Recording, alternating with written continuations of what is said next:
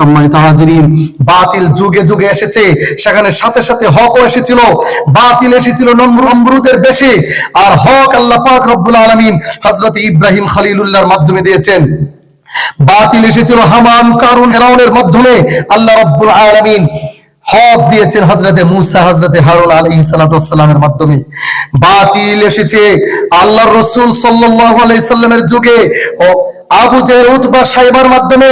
হক এসেছিল আমাদের প্রিয় নবী মুহাম্মদুর রাসূলুল্লাহ সাল্লাল্লাহু আলাইহি ওয়াসাল্লামের মাধ্যমে।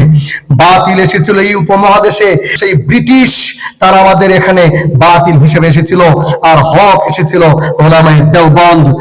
বাতিল এসেছিল আকবর, যে দ্বীন এলাহি চালু করেছিল, আর এই দ্বীন এলাহিকে নস্যাৎ করার জন্য, ধ্বংস করার জন্য হক হিসেবে প্রেরণ করেছিলেন আল্লাহ রাব্বুল আলামিন শেখ আহমদ সরহিন্দ মুজাদ্দিদ আল ফিসানি রাহিমাহুল্লাহ তাআলাকে।